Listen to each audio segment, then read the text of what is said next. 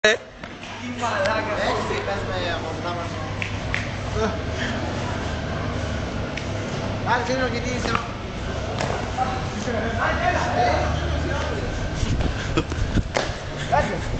Σκύψε. Όχι ρε πλάκα, σηκώστε ο. Σηκώστε.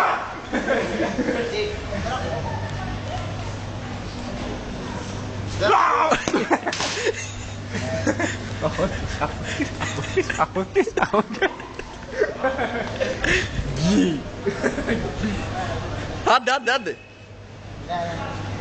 Άντε, τελείωνε. Βγάλε πιτικό πέτρο. Βγάλε πιτικό. Άντε κλείνω τώρα, δεν μπορώ.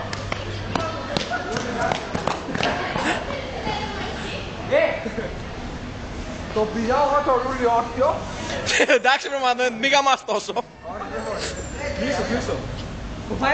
Έλα, εγώ στην πηδήξα από πάνω. Δεν μπορείτε ρε. Ναι. Κάτσε. Μη κλείνεις, τώρα είμαι άλλος. Δεν είμαι ο Δημήτρης. Α, δεν μπορώ να σου πω. Έλα τώρα, δεν μπορώ. Μην μιλάς όμως έτσι. Σκύψτε. Από πού είσαι? Γιατί, τι φωνή είναι αυτή? Τι φωνή είναι αυτή? Γιατί μιλάς έτσι? Τι η φωνή σου?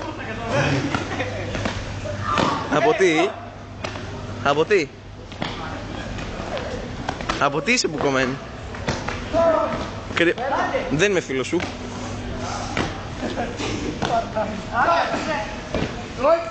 Έλα. Δε. Έλα. Δεν είμαστε ρε μάλια.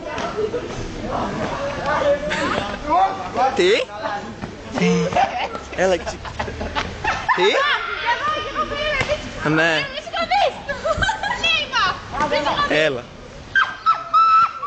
Θα μου σκοτωθεί άλλη ρε μαλάκα. Κατά πώς τι λέει, πού είσαι τώρα?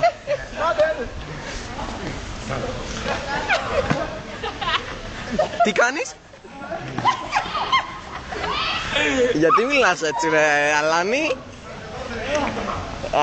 Τρέλα. Τραβάω βίντεο εδώ και 3 λεπτά.